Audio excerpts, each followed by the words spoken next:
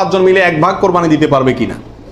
প্রবাসে দেখা যায় একটা রুমে 3জন 4জন আছে, তো কোরবানিদের দিন 4জন মিলে যায় কি করে, একটা ছাগল কিনে নিয়ে আসে, আয়না জবাই করে। তো 4জন মিলে যদি একটা ছাগল দেয় অথবা একটা অংশ গরুতে হোক অথবা ছাগলে হোক, কোরবানিতে যদি একাধিক ব্যক্তি যদি এক অংশ দেয়, কোরবানি হবে? হবে না। একটা অংশ একজন দিবে, সেখানে কয়েকজন যদি সেখানে অর্থায়ন করে, কয়েকজন ভাগ বসায়, আর এক অংশ কয়েকজন মিলে দেয়, তাহলে কি হবে না? কোরবানি হবে না, ওটা গোশত খাওয়া হবে।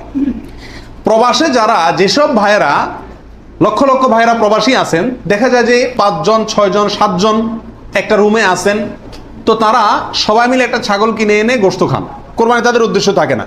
আমি তাদেরকে অনুরোধ করব যে আপনারা কেন একটা পদ্ধতি অবলম্বন করেন না, যাতে আপনাদের কোরবানির সওয়াব হবে, গোশতও খাওয়া হবে।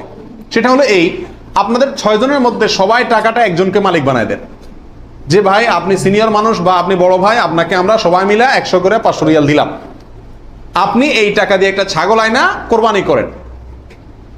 উনি ওনার জন্যই কোরবানি করলো, আপনারা সবাই টাকাটা দিলেন, তাহলে আপনারা যে সহায়তা করলেন সব পেলেন কি পেলেন না? আর ওনার কোরবানিটাও হয়ে গেল, গোশতও খাওয়া হয়ে গেল, একসাথে সবগুলা পাখি এক ডিলে মারা গেল। আর যদি সবাই ঈদের দিনই জবাই করবেন ছাগল, তাহলে কোরবানি কেন করবেন না? একটু চালাক হলেই কোরবানির সওয়াবটাও হয়ে যাচ্ছে, গোশত খাওয়াটাও হয়ে যাচ্ছে। প্রবাসী ভাইদের ভিতরে এই সমস্যাটা প্রকট, প্রচুর পরিমাণ দেখা যায় যে 5-6 জন মিলে ছাগল কিনে কোরবানির নিয়ত কেউই করে না, অথবা সবাই মিলে কোরবানির নিয়ত করে, যার দুইটাই কি ভুল। 26 নম্বর প্রশ্ন হলো কোরবানির টাকা